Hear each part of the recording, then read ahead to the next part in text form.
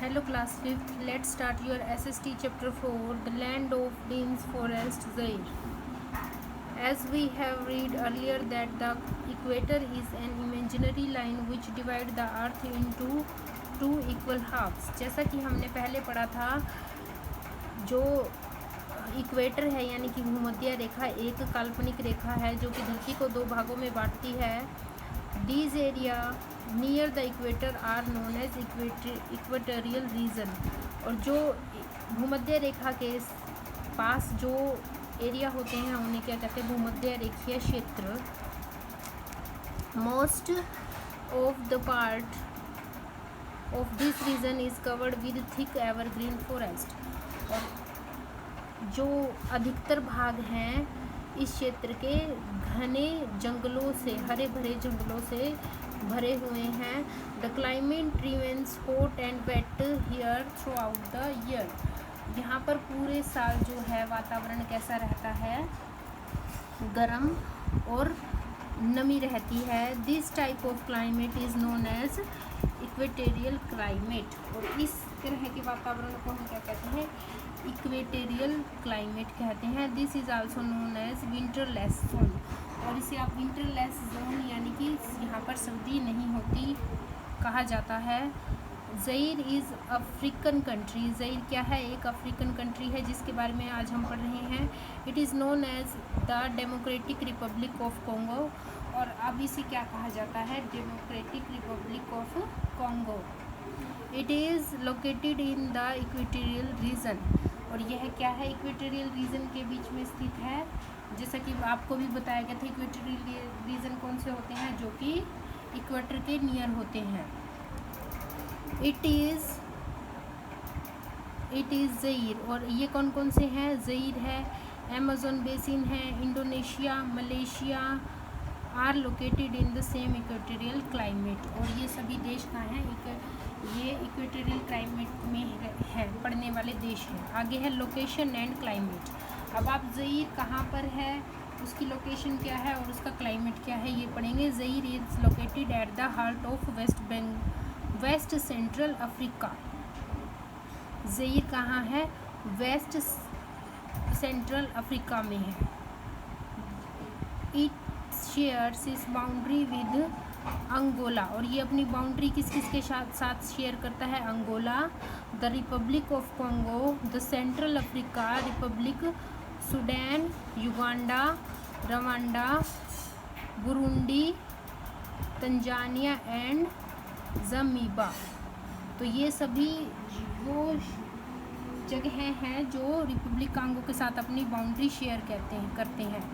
ज़ईर falls in the equatorial region. अभी हमने पढ़ा था कि इक्वेटोरियल रीजन के बीच में आता है. So the temperature remains hot and humid all around the year. इसलिए यहाँ का टेम्परेचर है पूरे साल गर्म रहता है. The morning are generally pleasant. सुबह तो सुहावनी होती है. However the area get good amount of rainfall every afternoon. और दोपहर को क्या होता है? यहाँ पर बारिश होती है, हर दोपहर में बारिश होती है. This is the reason it is covered with deans forest. और यही कारण है कि यहाँ पर घने जंगल पाए जाते हैं. This forest do not let the sun rays reach to the ground. और ये जो फॉरेस्ट है ये सन रेज को धरती पर नहीं आने देते. देखिए इस तरह से ए डीन्स फॉरेस्ट ऑफ ज़ईर, यहाँ पर हरे भरे घने जंगल पाए जाते हैं. The day begins with cool morning. सुबह क्या होती है? दिन की शुरुआत ठंडी सुबह से होती है. And the temperature rise as the day goes on. और जैसे जैसे दिन बढ़ता जाता है तापमान भी बढ़ता जाता है. It goes highs at noon. और दोपहर को तो ये बहुत ही ज़्यादा हो जाता है तापमान बढ़ के. The rainfall occur every day around 4 PM. और 4 बजे के आसपास यहाँ पर क्या होती है? बारिश होती है हर रोज़ दोपहर में. The same cycle goes through out the year. और ऐसा कब होता है? पूरे साल होता है. आगे है वेजिटेशन यानी कि वनस्पति यानी कि पेड़ पौधे. Zaire is covered with dense and thick forest. Zaire में क्या है? घने जंगल पाए जाते हैं. The high amount of rainfall allow the trees to grow fast. और यहाँ पर बहुत बारिश होती है इसलिए ट्री यहाँ पर फास्ट ग्रो करते हैं, जल्दी जल्दी बढ़ते हैं। Some of the trees can grow up to 60 metres, और कुछ ट्री तो 60 मीटर तक भी लंबे हो जाते हैं। At some places the trees grow up to the height of 30 metre, और कहीं कहीं ट्री की हाइट कितनी होती है 30 metre. This kind of forest are called evergreen forest, और इन फॉरेस्ट को सदाबहार वनस्पति कहा जाता है। Good amount of rainfall throughout the year also them to remain green, और ऐसा इसलिए क्यों होता है क्योंकि वहाँ पर अच्छे से बारिश होती है। और मेन ट्रीज कौन कौन से हैं? Mahogany, rubber, sandalwood, cinchona, bamboo and palm are the main trees of this region. ये यहाँ के मेन ट्रीज हैं। नेक्स्ट है वाइल्ड लाइफ, यानी कि जंगली पशु कैसे हैं यहाँ पे। The rain forest of Democratic Republic of Congo contain great biodiversity. यहाँ पर अलग अलग तरह के जानवर पाए जाते हैं। दे हैव मैनी स्पीसीज, यहाँ पर बहुत सी प्रजातियाँ हैं। जानवरों की स्पीसीज मतलब प्रजातियाँ, जैसे कि चिंपैंजी, ये देखिए chimpanzee, baboon, mountain gorilla, okapi and white rhino यानी कि गेंडा are around in this forest. यहाँ पर पाए जाने वाले जानवर हैं ये। At some places where forest are not so dense, ऐसी जगह जहाँ पर जंगल घने नहीं हैं।